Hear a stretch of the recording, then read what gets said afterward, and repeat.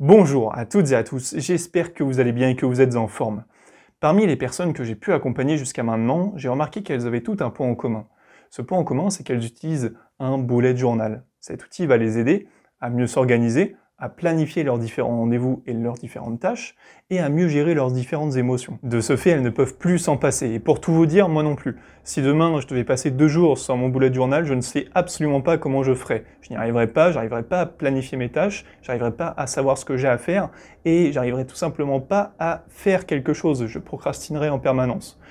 Et donc une personne que j'accompagnais m'a dit « Arthur, pourquoi est-ce que tu ne ferais pas ton propre bullet journal ?» J'ai réfléchi à la question, et je me suis tout simplement dit que je pourrais faire un bullet journal dédié aux personnes que j'accompagne. Je leur enverrai par exemple tous les mois un bullet journal sur 28 jours qu'elles pourraient avoir et qu'elles pourraient utiliser.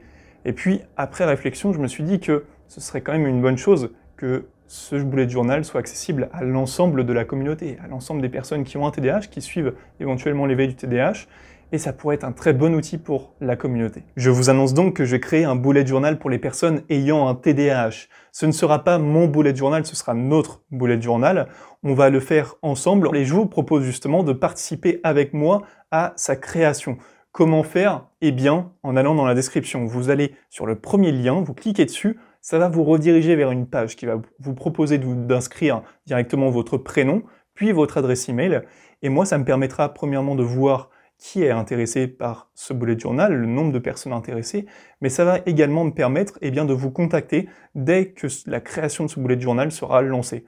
Ça me permettra de vous consulter à chacune des étapes clés de l'avancement de la création de ce bullet journal pour que vous décidiez en fait directement de l'orientation que prendra ce projet. Nous déterminerons ensemble par le biais de sondages que je vous enverrai sur votre boîte mail son prix, vous serez au courant d'absolument tout, ainsi que le nombre de pages, le format, je vais vous en parler dans un instant, les différentes sections qui composeront ce bullet journal, et la fréquence d'envoi et bien plus.